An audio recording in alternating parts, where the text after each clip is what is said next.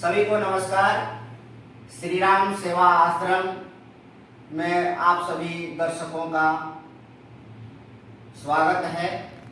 श्री रामचंद्र जी के जो पाठ हैं उनको लेकर के आप लोगों के बीच में मैं विवेक कुमार आप लोगों के बीच आया हूं और मैं आपको श्री रामचंद्र जी के श्री रामचंद्र मानस का पाठ बालकांड से शुरू करते हैं।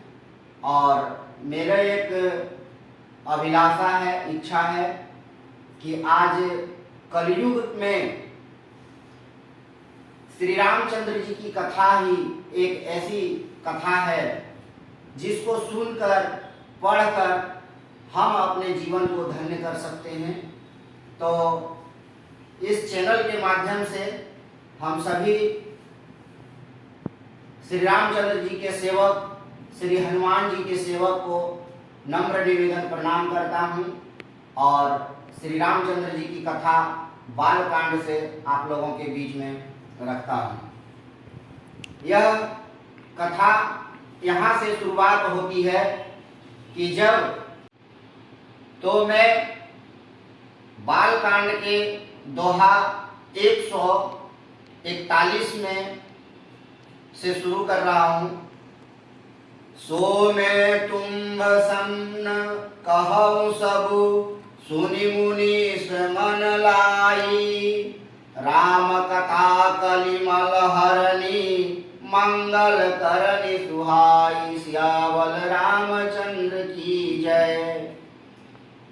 भारद्वाज मुनि से पार्वती सीता पूछती हैं, हे भारद्वाज मुनि, मैं वह सब तुमसे कहता हूँ, मन लगा कर के सुनो।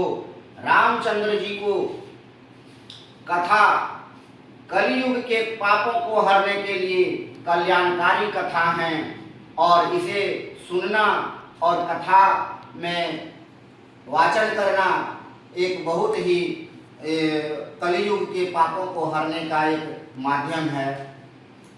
उसके बाद दोहा संख्या 146 में लिखे हैं, नील सरोरुव नील मणि नील निर्धर सम्या लाजहि तन शोभा निरखी कोटि कोटि सब काम सियावल रामचंद्र की जय। भगवान के नीले कमल नीलमणि और नीले मेघ के समान प्रकाशमय और सरस श्याम वर्ण शरीर की शोभा देखकर करोड़ों कामदेव भी जल जाते हैं। शरद मयंक बदन छवि सीमा चारु कपोल चिबुक दर ग्रीवा अधर अरुण रद सुंदर नासा विधु कर निकर विरिंद कहासा। कहते हैं उनका सुख शरद पूर्णिमा के चंद्रमा के समान कवि की सीमा स्वरूप था। गाल और होठ थोड़ी बहुत सुंदर थे, गला शंख के समान था, लाल ओठ दांत और नाक अत्यंत सुंदर थे। हंसी चंद्रमा की हिरणावली को नीचा दिखाने वाली थी। नवंबुस अम्बक छविनी की चितवनी ललित सांभति जी की भृगुकुटी मनोज चाप छविहारी तिलक ललाट पटल दुटिकारी। नेत्रों के छवि ने खिले हुए कमल के समान बड़ी सुंदर थी। मनोहर चितवन जी को बहुत प्यारी लगती थी। टेढ़ी भौवें कामदेव के धनुष की शोभा को हरने वाली थी। ललाट पलट पर प्रकाशमय तिलक था। कुंडल मकर मुकुट सिर भ्राजा कुटिल केश जनु मधुप समाजा उर श्रीवत्स सुचिर बनमाला पदिक हार भूषण मणिजाला। कानों में मकराकृत मछली के आकार में कुंडल और सिर पर मुकुट सुशोभित था। टेढ़े घुंघराले वाले काले बाल ऐसे सघन थे मानो भौरों के झुंड हों। हृदय पर श्रीवत्स सुंदर वनमाला, रत्न जड़ित हार और मणियों के आभूषण सुशोभित थे। के हरिकंधर चारु जनेऊ, बाहु विभूषण सुंदर तेहु।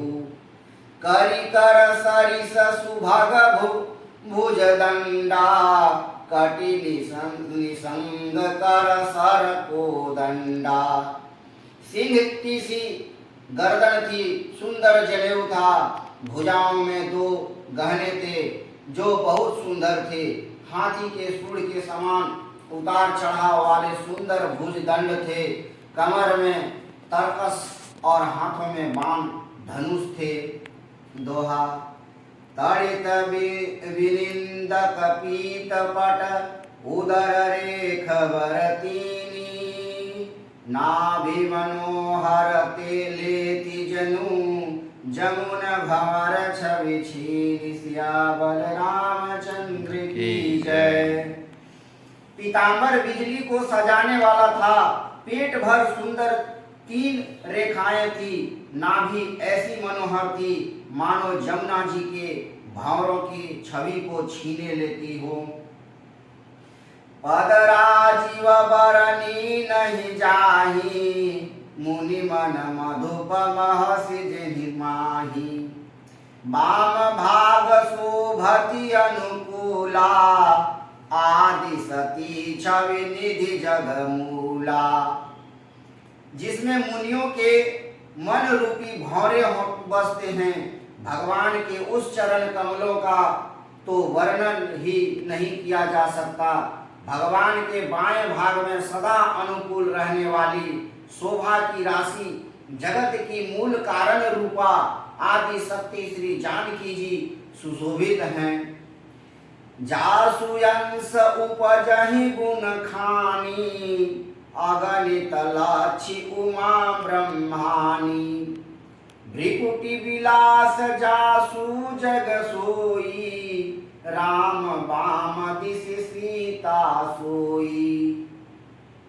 जिनके अंश से गुणों की खान अगणित लक्ष्मी, पार्वती और ब्राह्मणी त्रिदेवों की शक्तियां उत्पन्न होती है, तथा जिनकी भौं के इशारे से जगत की रचना हो जाती है, वही भगवान स्वरूपा शक्ति श्री सीता जी श्री रामचंद्र जी के बाईं ओर स्थित हैं। छवि समुद्र हरि रूप बिलोकी, एक टक रहे नयन पट रोकी। चितवहि सादर रूप अनुपा, तृप्ति नवानहि मनु सतरूपा। शोभा के समुद्र श्री हरि के रूप को देखकर मनु शतरूपा नेत्रों के पट रोके हुए एक टक रह गए।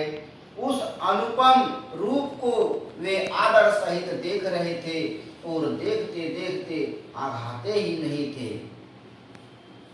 हरस विवश तन दशा भुलानी, परे दंड इव गहि पद पानी। सिर पर से प्रभु निज कर कंजा, तुरत उठाए करुणा पुंजा। आनंद के अधिक वश में हो जाने के कारण उन्हें अपने देह की सुधि भूल गई। वे हाथों से भगवान के चरणों को पकड़कर दंड की तरह सीधे भूमि पर गिर पड़े। कृपा की राशि प्रभु ने अपने चरण कमलों से उनके मस्तक को स्पर्श किया और उन्हें तुरंत ही उठा लिया। दोहा। बोले कृपा निधान पुनि, अति प्रसन्न मोहि जानी। मागहु बर जोई भाव मन,